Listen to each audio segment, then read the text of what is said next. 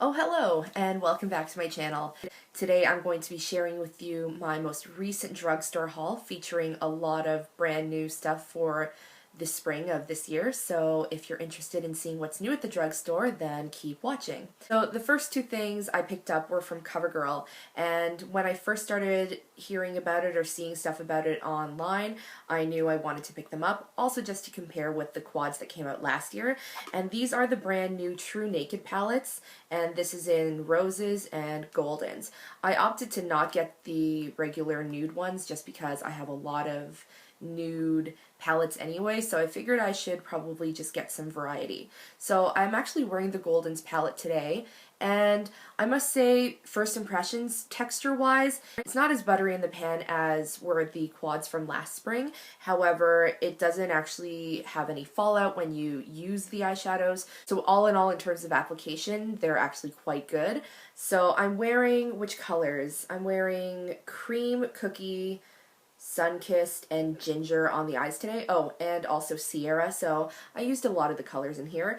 I really like Cookie because it's actually just your quintessential sort of, you got that light beige, and I think it's mostly a matte finish. So yeah, it's like that light beige, almost taupe kind of color that you can use for blending, so I think it's just a great shade that I will definitely get a lot of use out of. So all in all, pretty impressed with the Goldens palette. I obviously haven't tried the roses one yet, but I'm sure it's also very nice. So apparently these are basically, you know, sort of to, again, compete against the Urban Decay Naked palettes and the Naked 3 and so on. So, you know, all in all, CoverGirl, they continue to step it up. I mean, I like the format of these palettes because there are so many colors and there's different textures, so I highly recommend checking at least one of these out, especially if you don't have a lot of eyeshadows, or if you just want some more variety, then these are definitely a great choice. Next from CoverGirl is the TruBlend blush, and this is brand new for this season as well, and I picked it up in medium rose. I am also wearing it today, and it's just a really nice sort of baked blush formula. It kind of reminds me of the Hourglass Ambient Lighting blushes, however not as shimmery, and I must say I'm pretty impressed with the pigmentation on this one. So it's kind of your medium dusty rose. I don't know if you can see there, sorry the lighting's not the best, but it actually blends really well. It's very soft, and all in all, pretty happy with this blush. So it also comes in, I think, 2 other colors, and I think they're supposed to be more targeted toward your skin tone, so I think there's a light one and then there's a darker one that's like a plum sort of color. But I'm definitely interested in trying out the other ones, but medium rose, I think it's a really, really good, you know, everyday sort of rosy color. Sorry, my cat is just exploring stuff on my bed, so I don't know, hopefully she'll just stay quiet. Okay, the last thing from CoverGirl I picked up is one of their Oh Sugar Vitamin Infused Lip Balms, and this is in the shade Caramel, and I'm wearing it on my lips. So basically, almost everything from CoverGirl today I'm wearing, except for the Roses palette, obviously. And this is basically a tinted lip balm, and it looks a lot darker in the tube than it is, or maybe it looks the same. Kind of. Either way, it's very sheer, so far very moisturizing. The scent actually kind of reminds me of the Fresh Sugar lip treatments or the lip balms. So I think that's actually, you know, I've heard that this is basically, she doesn't like that. Okay.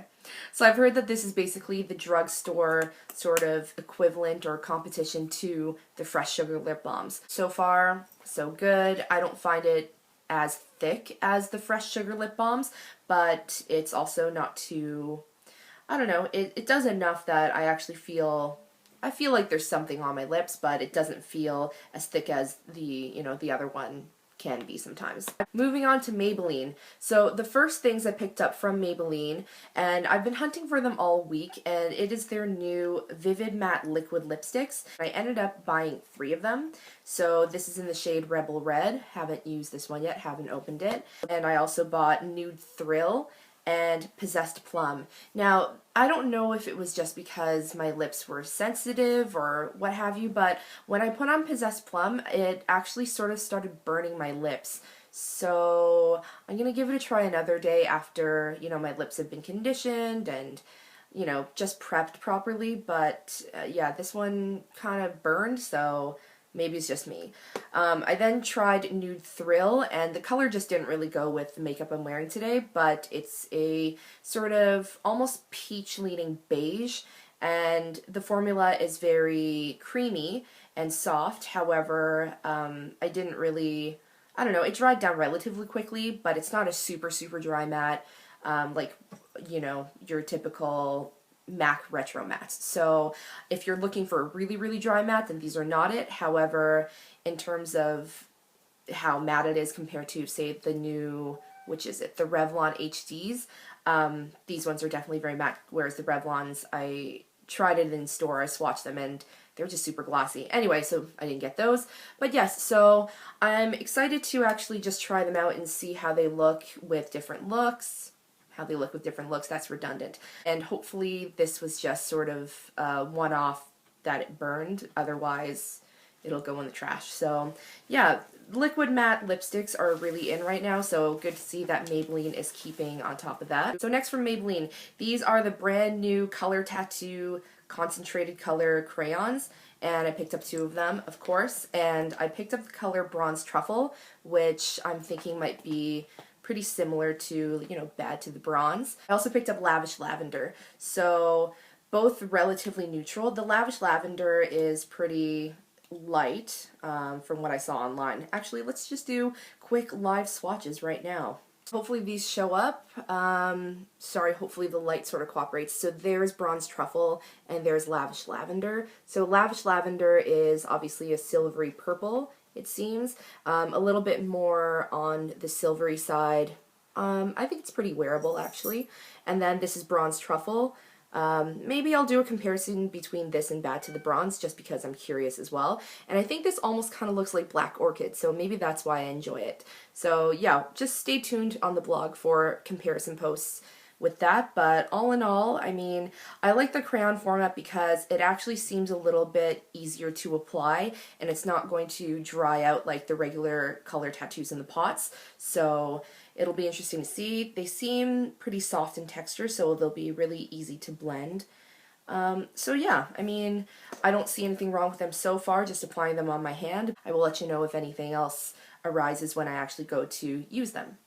The next thing from Maybelline I picked up was the new Soft Matte Hydrating Foundation, and this is in the shade 75 Natural Beige. I am wearing this today as well, however I had to darken it up a bit with bronzer just because it's just a touch light, and this is a common problem I find in a lot of at least Canadian drugstores, is they don't have any of the testers, or they might have only like 1 or 2 colors of testers, which actually isn't really helpful. So you kind of just have to guess and hope for the best. So Natural Beige is a little light for me, but it's not terrible, so it's easy to even out. And I must say, I think I'm just not used to the texture of this. I mean, it's very, yeah, it's a gel, it's a whipped gel foundation, so obviously it's going to have that sort of texture where it's a little bit thicker. However, when you apply it, it actually doesn't go on very thick. Like right now when I touch my face, it feels pretty dry and normal. So, I mean, actual application of it, it's not as heavy as it looks. I'll continue to use it and I'll see how mattifying it is and how my face is by the end of the day, but yeah, I was just really intrigued because, you know, I've had relatively good luck with Maybelline foundations, and the fact that this is a matte yet hydrating foundation, I was very intrigued, so yep, picked this one up.